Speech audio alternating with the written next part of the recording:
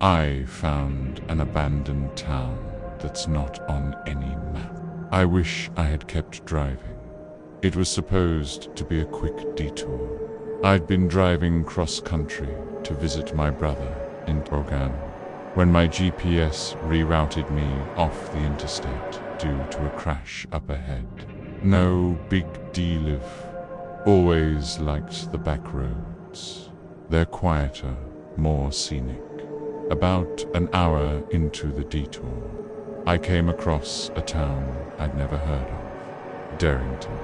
No population sign, just a rusted-out welcome to Derrington, barely clinging. Play to a leaning post. I was low on gas, and it looked like there was a service station. Everything else seemed wrong. The buildings were intact, but old, too old.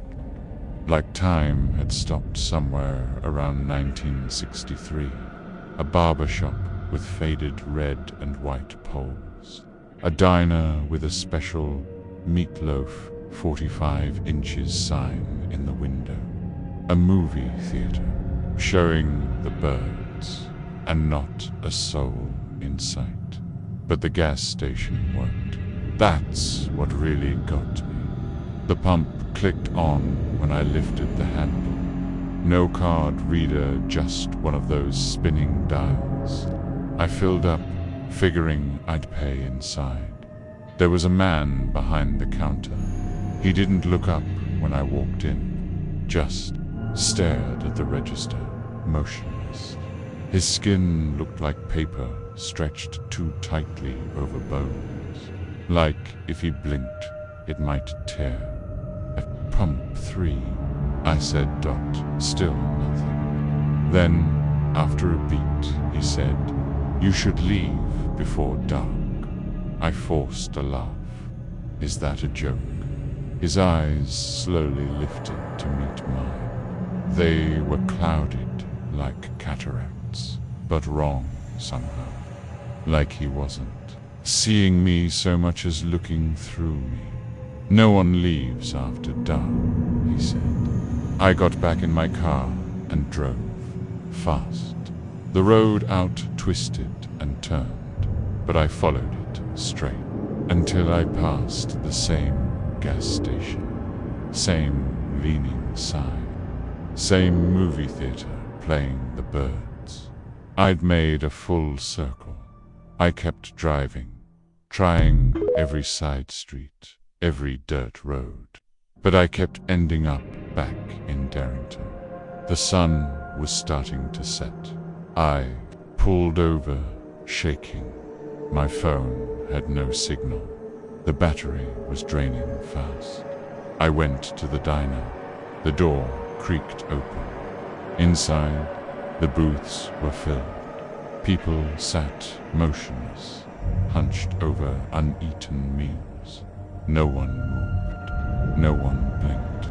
A woman behind the counter stirred an empty coffee pot, over and over, never pouring.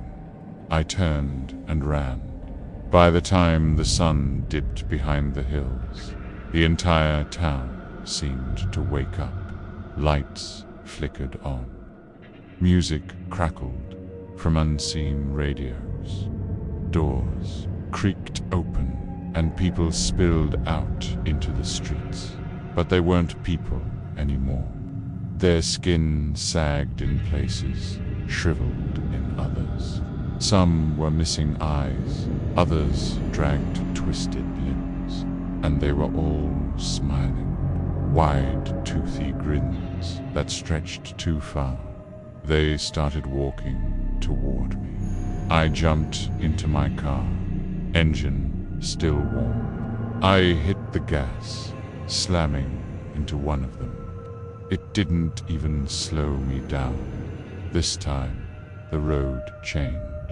It twisted and writhed, more like a thing than a path. I drove fast as I could, headlights catching glimpses of faces in the trees, pale and watching. Eventually, I saw the highway.